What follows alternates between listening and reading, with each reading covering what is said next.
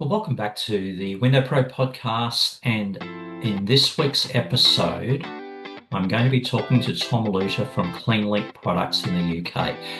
Now, he distributes a whole variety of products, but it raises including water-fed poles, and so it raises a really interesting question. It's something that I've thought about. There are water-fed poles, and then there are water-fed poles. What's the difference? Can we learn about the style of poles that are available today?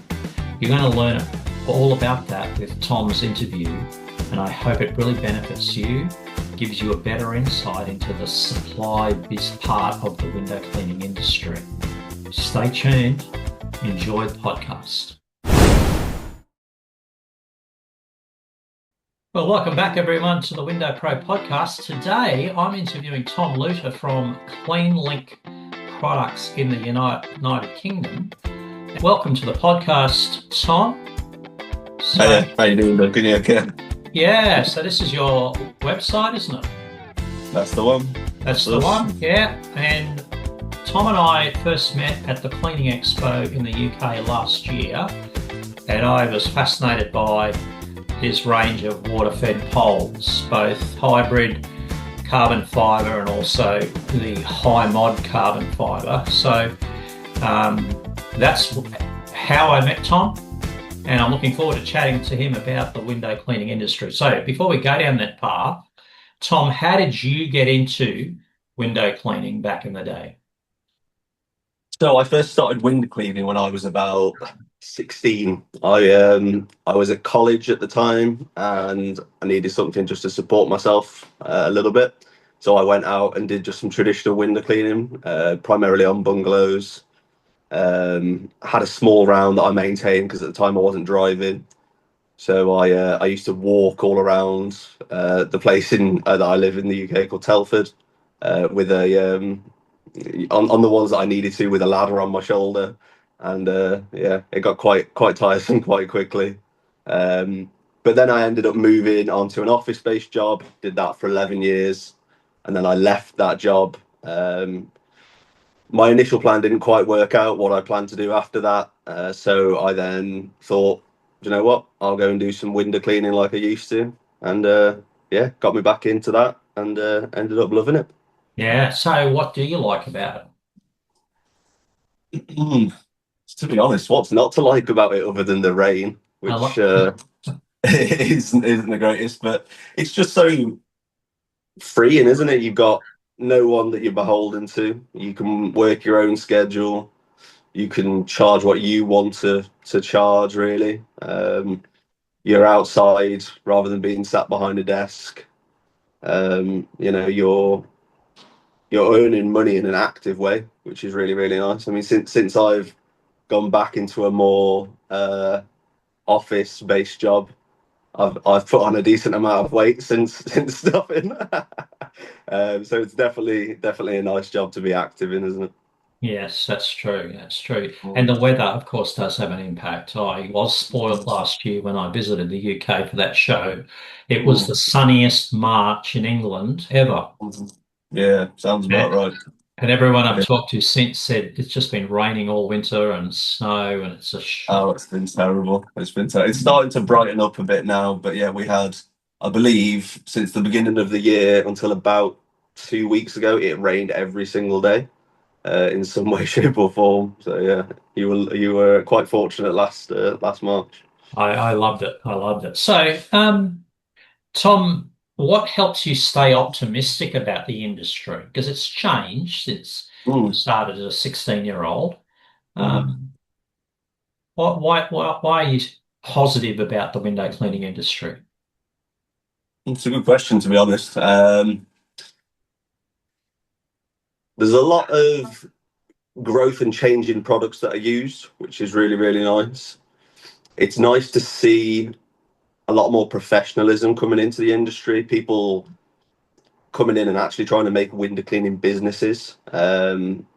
Something where their goal isn't just to go out and perhaps earn a living for themselves, but perhaps to have one or two employees, and run it as an actual business, and add like a some professionalism to it. I do think there's a little bit of a notion of window cleaners almost doing their job for a bit of beer money, Yeah. Yeah. or something like that. So it's nice to see some professionalism. That definitely keeps me optimistic about the way the industry is going. Um, it is really nice as well to see a lot more suppliers popping up in the industry as well, especially in the UK. There's quite a few popped up, including ourselves in the last couple of years.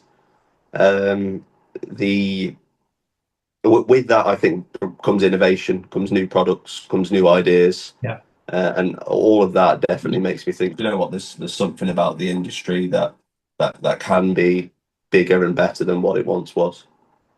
Yeah, absolutely. And I think back to when I started 30 years ago, nobody talked about water-fed window cleaning here in Australia. It wasn't until Mm, the early 2000s. It was all traditional and going up a ladder using old brass squeegees from Torre, which mm, they've just had their 90th anniversary, so it mm, survived.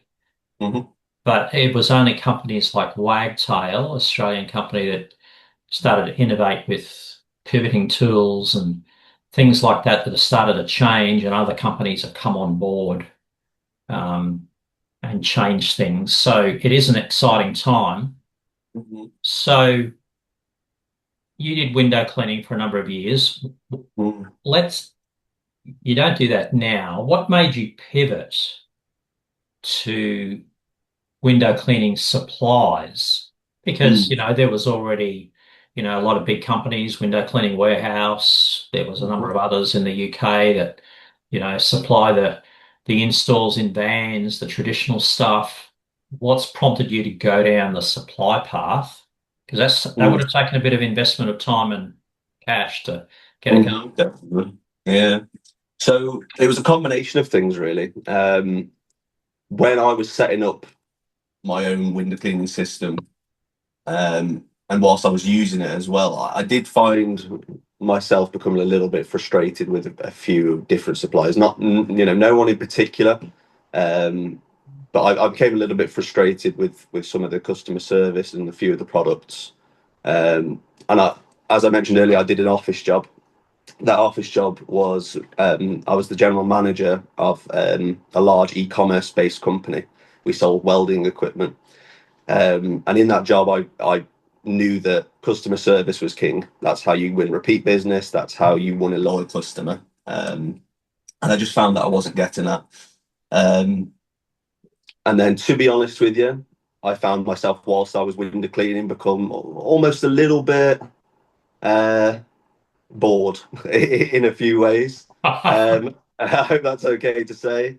Um, but my mind was wondering whilst I was working, and it was thinking, could you do this? Could you use your background and experience in running that e-commerce business to do something yourself?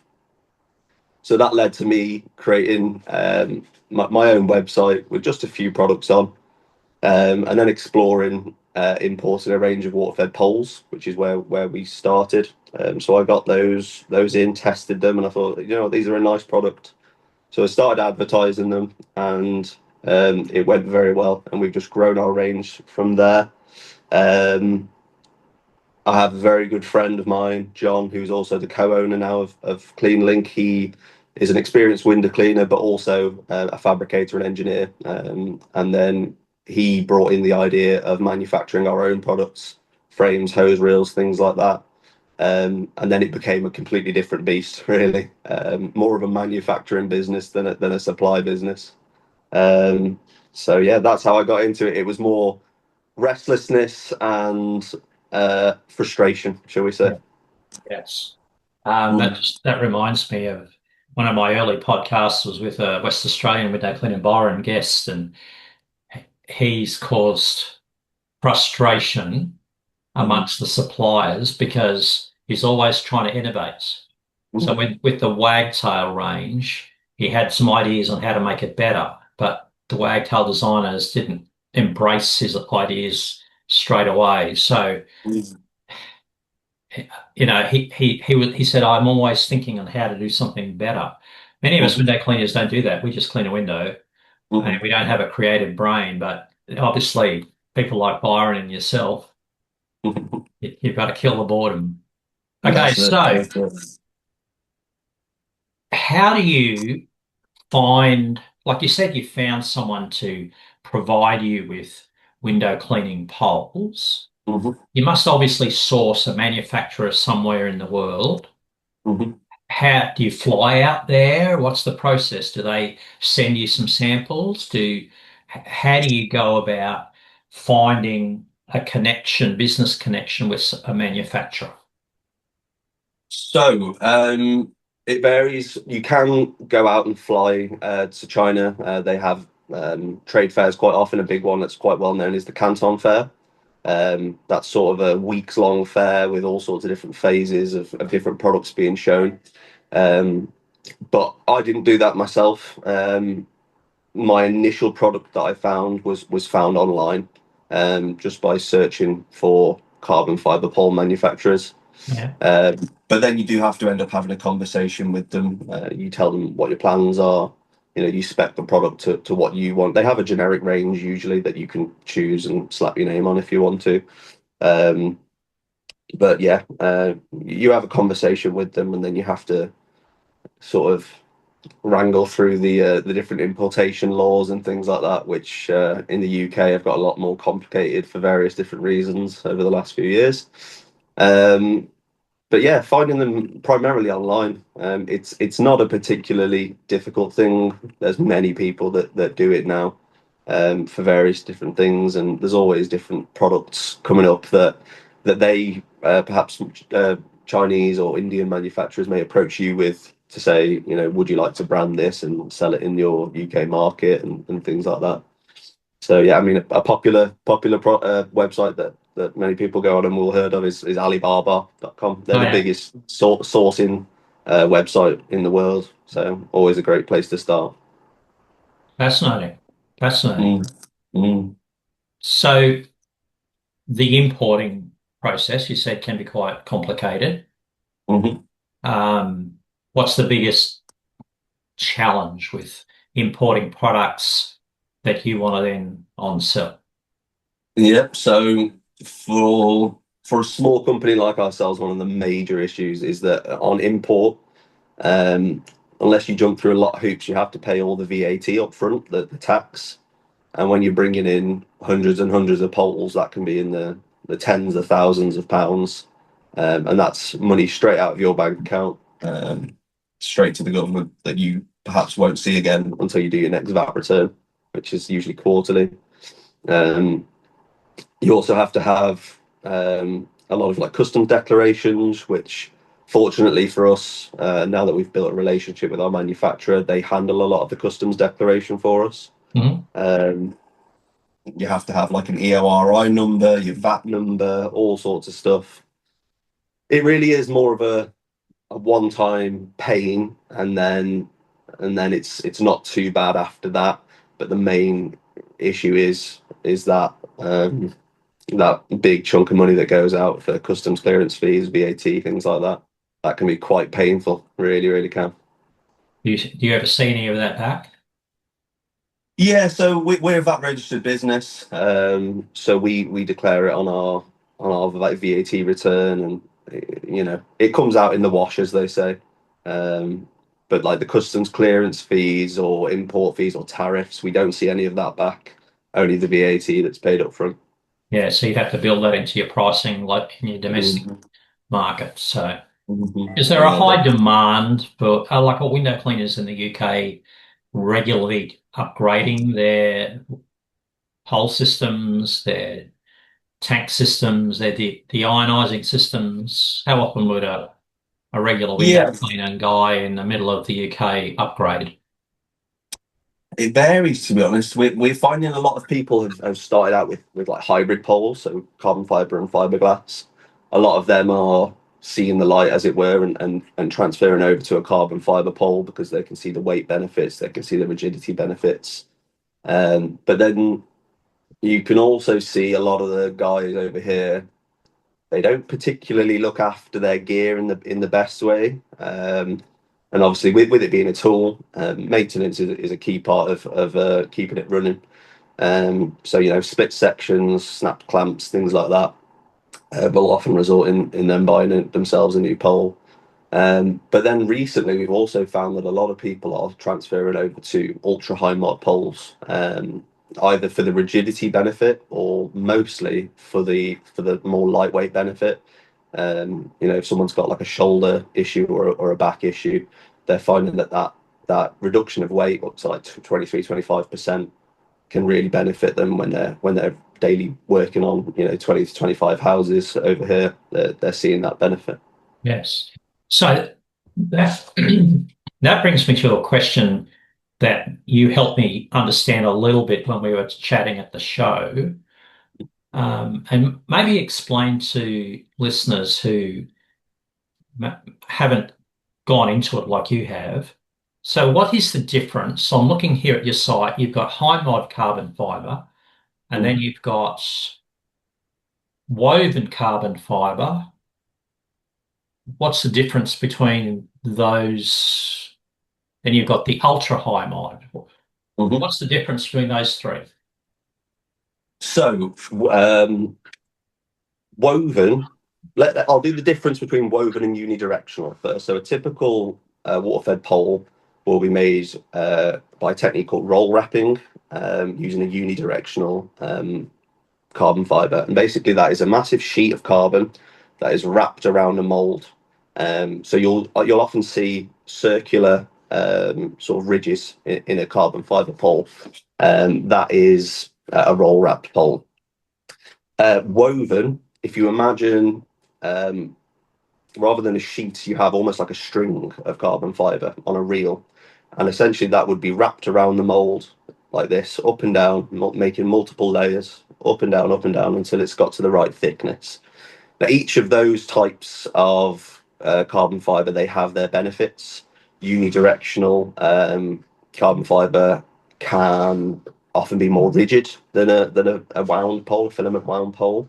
But filament wound carbon fiber can often deal with axial wear in a better way. So if it's a round tube pole, it will deal with wear, so it won't spin as easily. So they essentially last a little bit longer than unidirectional.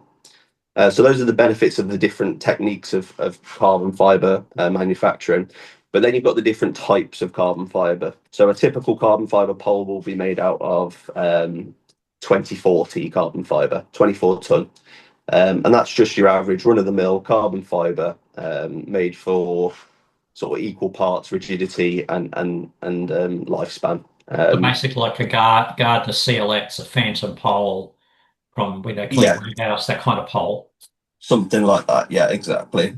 Um, but then you go on to high mod, which is typically between 30T and 40T. Um, that's not, we don't have a 30T or a 40T within our range at the moment, but we do have a 46T, which is what's classed as an ultra high mod pole. Yeah. Now that is a basically ultra strong carbon fiber. And what that allows you to do is one of two things. You can either keep it the same wall thickness as a typical pole, which is 1.2 mil thick, and you will have the most robust and most rigid pole that you will ever come across. Or you can reduce that carbon fiber section thickness down to about 0.9 mil, and you will experience the same level of rigidity as you would with, say, a 2040 carbon fiber pole, whilst decreasing the weight of the pole. So about 23 to 25%. So let's say a 1.3 kilo pole that was made out of 2040 carbon fiber, you could have the same length and it would be about a kilo. So even though it doesn't sound like much, a 300 gram weight saving, when you're using that pole every minute of every day, it can really have a massive benefit for you.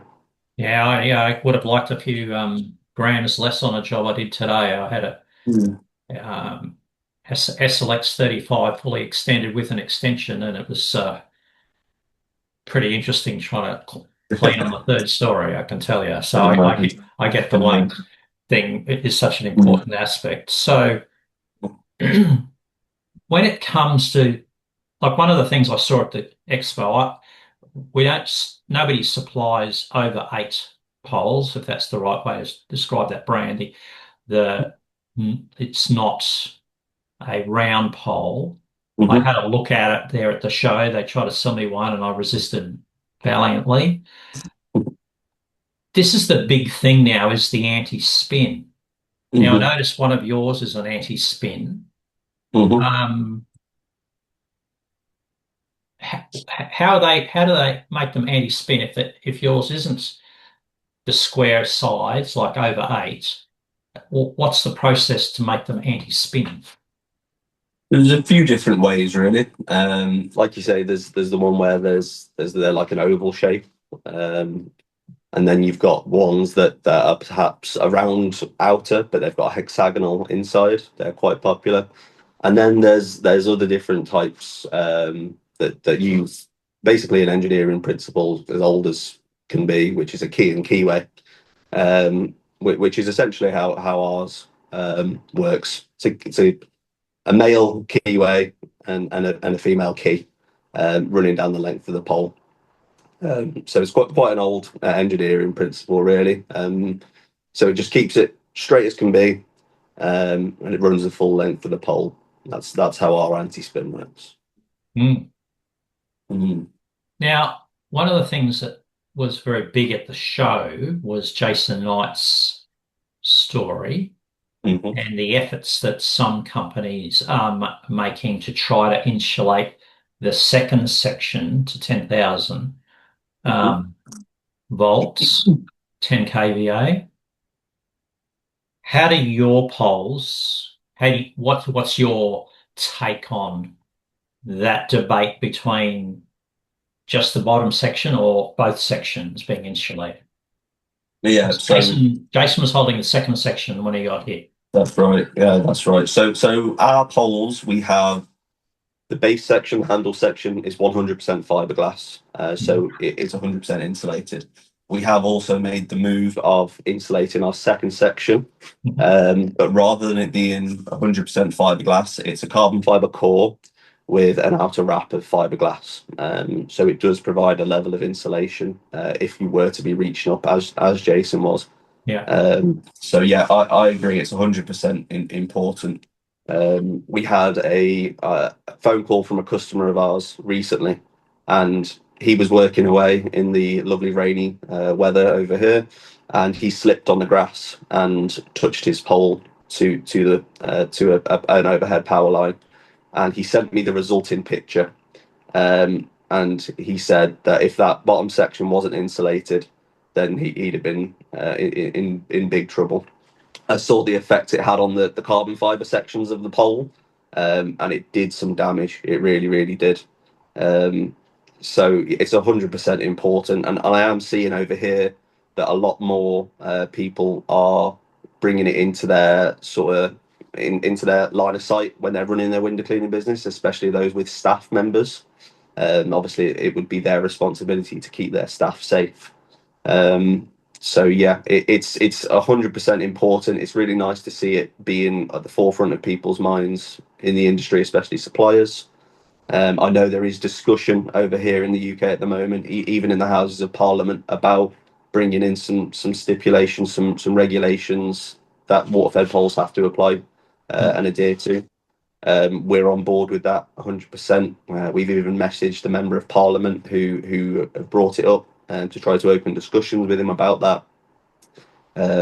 So yeah, it's really really good to see, and hopefully we'll have that standard before long where we can properly test to it and label the product as such it adheres to X standard. I yeah, think that would be absolutely brilliant to do. yes, yes. I brought home all the stickers that Jason was handing out, and I stuck them on all Mhm. my poles, on all the Yeah, bottom yeah, sections of my poles. So it's a yeah. constant reminder of what could happen. And those who don't know the story, just Google Jason Knight window cleaner, and you'll have quite a graphic description of what can happen. So it's quite wonderful that he didn't lose his life, but quite tragic of the disabilities he now has. Now, Mm. how does CleanLynk market? What are you like? You've window cleaned. You're now running supply business. People are always looking for, in an hour, I'm doing a um, consult session with a brand new window cleaner, and he's going to ask about marketing. So, Mm. how do people what can they learn from Tom at CleanLynk regarding marketing tips? Mm. So marketing our products, we primarily we go down the social media route. Social media, I think, in our industry is huge. People want to see a product. They want to see people using them. They want to see the comparison of what they've been using compared to what they've got. So we have a quite good relationship with quite a lot of YouTubers or influencers or podcast hosts, and we sponsor a lot of them. Even though we sponsor them, I choose to believe that they use our products based on the quality rather than the fact that we sponsor them. And I hope that they would say the same. Yeah, Um, you gotta think positively there, Tom. exactly. Um, but yeah, so we go down the social media route in that way, but also we use a lot of different Facebook groups, and that would be perhaps helpful to those that are starting out and they've got questions to ask. So we market via education, really. If we've got something that we can assist with, then we do. And that involves me spending quite a lot of time on Facebook, unfortunately. But I'm happy to help where I can. Um, but marketing in terms of growing a window cleaning business, it is something that I often like to have a conversation with, because I find that a lot of people are looking for the silver bullet to go and grow their window cleaning business. They're asking, is Google Ads the best way? Is Facebook ads the best way? Should I do a leaflet drop? And I make the same comment every single time because it's exactly how I grew my window cleaning business. And it's canvas of going out there and knocking doors, and speaking to the householders, speaking to the people that are likely to take on your service. That is how you grow a window cleaning business, in my opinion. If you can get face to face with that customer, they can see that you're a nice person. They can see that you're a trustworthy person, and they will build that business relationship with you, and you will grow exponentially, in my opinion. Mm. It's interesting you Mm. say that because I interviewed a lady in the UK the other day for a future podcast. She and her son Mm. have a business and she does the canvassing and she just Mm. works out the new estates that she wants to do. She Mm. checks out the kind of houses that there are Mm. because her son does all the window cleaning and she does the admin. And Mm. it's just knocking on the doors and being very um, proactive. Forthright is probably a word. Hi, Mm. where your local window cleaner will be in your area on Monday. Would you like us Mm. to start cleaning your windows? And just being 100%. the worst they can say is no. But Exactly. she said just going from house to house doing that, it's really helped. So Mm. interesting. Yeah, yeah, Hey, definitely. a lot of us hate canvassing though, Tom. Have you got Mm. anything to help us enjoy it a little more? Yeah. Um, don't take rejection personally. They're not rejecting you. They might just not want the service. Yeah, Get used to that rejection. Um, like I say, it's nothing personal. They might just want to go back to eating their Sunday lunch or something like that. that's right. Um, and always go with a smile, because if you're happy, then the person that you're meeting on the door is going to be a lot more likely to be receptive to you. Yes. And when I first started, I was big on the uniform thing, having looking Mhm. like you're a professional. Mm. And some of my fellow window cleaners would turn up in their board shorts and bad t-shirt and wondered why their business was stagnant. Mm. Yeah, you've So definitely got to show professionalism, definitely. If you haven't got anything that's perhaps embroidered with your logo, a nice pair of jeans and a neat top or jacket, um, and just make sure you're presenting yourself in a professional way, because if you put two businesses next to each other, and one perhaps was looking a little bit worse for wear, and one was presented very nicely and said pick based on primarily the first appearance, nine that's times right. out of ten they're going to go for the one that's presented well. there is another factor too that we haven't touched on with that. When I was first canvassing on Bondi Beach in 1996, my competition were two blonde ladies who wore a lovely white t-shirt, purple shorts, frayed at the ends. I never Mm. had a hope. The, Yeah, not something the I've girls were ever there. They looked heard. like surfy girls. They were part of the neighbourhood. I eventually had to buy their business too, which I did. But Get rid of the competition, eh? it was just the situation, how they presented, and of course I was a newbie at it, so I hadn't learnt the skills. But that's always that aspect too. But at least we've got something to work with when we present well, and Yeah. we've got some answers. So Mm. um, technology. So if for window cleaners starting out, how soon do you think they should adopt technology into their business? Because you mentioned earlier what you like about how things are changing. It's not just a beer money job Mhm. now, it's actually businesses with employees. So, how soon should someone get into the CRM, the technology, the cleaner, planner, jobber, squeegee out type of Mm. technology? So, in my opinion, that should be from day dot. I used squeegee myself when I ran my own round, and in my opinion, it was invaluable for the small amount of money that you paid per month from it. I think it was about £30 or something along those lines. Um, the level of organisation you get from it, the level of what's the word I'm looking for? I don't even know how to describe it, but you just get so much from it that running, say, from like a pen and paper or a spreadsheet that you wouldn't get. The ability to move you around if you perhaps miss a day because of weather or illness, and you can move that whole round forward. But then also the ability to market from that. If you've got their phone number, their email address, you can mass market from it, Hmm. and you can also keep that professional approach by sending quotes from within the app, sending invoices from within the app. um, I just think it's brilliant, and it's great to get it from day one, because window cleaning businesses can grow very, very quickly. And if you started out with a pen and paper, it could very quickly become a difficult to manage mess. Whereas if you start on squeegee from the start, you haven't got to then transfer that information over to it and Yeah. have that headache. So yeah, I just think it's something that should be adopted immediately rather than waiting.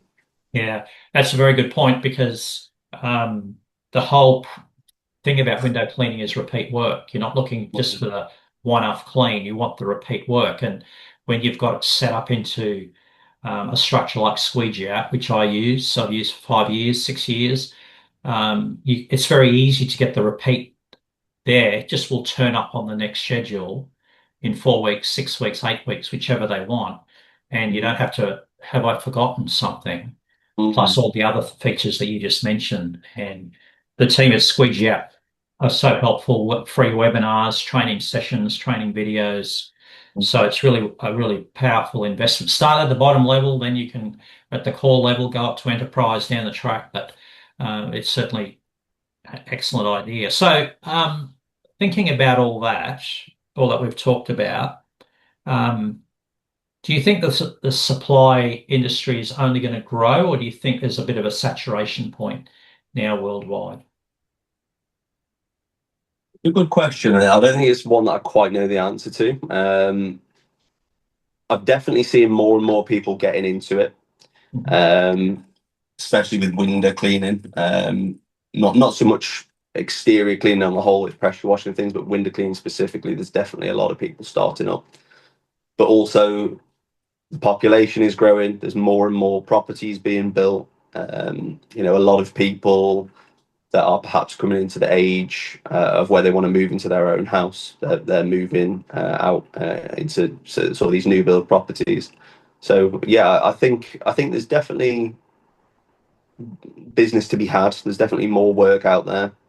Um, I don't think we're quite at saturation point yet, um, and hopefully we never will be. Um, but you never know, do you? You never know. Yeah. The problem we have in Australia is we have such a small population compared Mm, to the UK and a tiny population of window cleaners. So the supply numbers are very limited in what products are available. mhm, So for traditional, as most products that you can mhm, get in the UK, for water fed, we're limited. And mm, of course, that's why people are trying to design something a bit differently. But mm.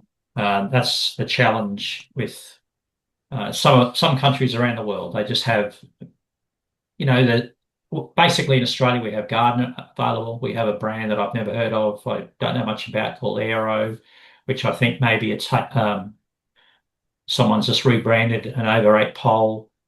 Mm, And we also have Reach It products available mhm, on a very limited level. There's a bit of angst about that product for some reason, but mm. we just don't have that's why I wonder whether in the UK there's a saturation because there's so many new suppliers opening up, or are Okay, they yeah. doing So, it because so of in terms of suppliers, I don't think there's a saturation of suppliers. There's definitely more and more coming up. Um, but with the UK, like I said, there's a growing market as well. So it's whether they're keeping up with demand. It's difficult to say. I mean, I definitely still feel like the new kid on the block, as it were.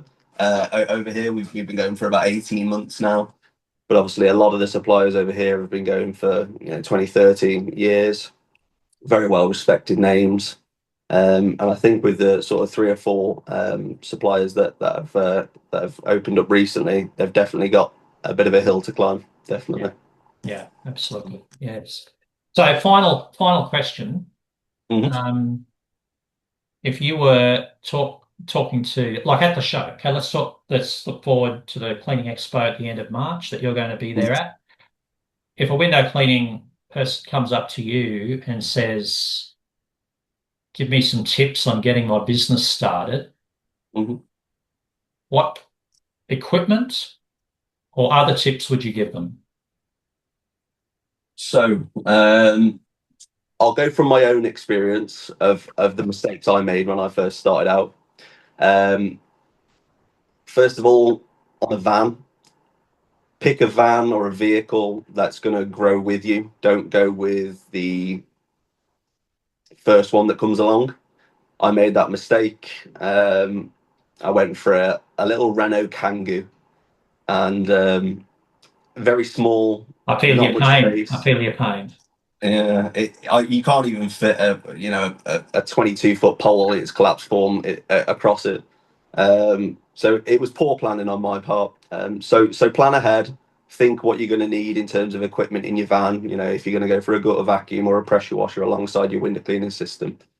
So that would be my first port of call. Um, the second thing I always recommend to people is even if they only ever plan to have a single person working out of their van, um, always go for two pumps and two controllers. And that's because a broken pump or a broken controller can ruin your workday, or it can ruin your work week if you haven't got anywhere you can get a spare from. So I often just say, just get yourself a spare, have it pre-fitted, so if something goes wrong with one, you can switch to the other and carry on working. Um, and the final thing I would say is don't go with a massive pole just because you think that you need to reach everything with one pole. Go with a lightweight, easy to use daily user that you'll hit 99.9% of your work with, perhaps something like an 18 or a 22 foot. And then later on, perhaps once you've developed your business after a while, maybe get yourself that 35 or 40-foot pole to do those, occasional windows or skylights on the high reach, because you can very quickly wear yourself out with using something like a 35-foot pole as your daily user. You're going to have arms the size of Popeye after a while. I wish. Maybe I don't use Yeah. Tom enough. Oh, they're really interesting. They're very good tips, Tom. They're quite different to other guests that have talked about, and that's really important. Is to like even with traditional, they've always got a spare. I have spare squeegees in the shed, in the garage, ready to go in case one breaks, one falls down a drain. I leave it behind. I've got something ready to go. It'd be the same with. I've got two deionizing tanks, so if one plays up, I've got the other one ready to go. I don't have to stress about it and wait for one to come from Sydney. So very, Yeah, very good tips. building in that redundancy, I think, is so important because you can so quickly just ruin your week and be on catch up for the rest of the month, even. Yeah. Just because of one small component failing. And I think I learnt that. This is an interesting thing. In my first year of window cleaning, I learnt that tip from a lawn mowing guy. I pulled up Mm, to do a quote for a house, and he's there, supposed to be doing the lawns, and he said, my lawnmower has just broken and mm, I don't have a spare to do this job. And he was just so frustrated. Um, and another guy had the same issue. He'd spent half the day getting it fixed and now he was playing catch up. mm. So if he had a spare, if he had a backup, the job gets done. He just has to spend a few minutes switching them over. So it's the same thing with our tools, making sure that prepared for any contingency. So thank you so much for sharing that. Hey, Tom, thank you for taking time out of your busy day, first thing in the morning there in the UK, to be part of the Window Pro podcast. All the best with your CleanLynk supplies and your range of poles. They look quite fascinating. I enjoyed looking at them in the flesh 12 months ago, and you've got new stuff since. So that's really they've changed a lot.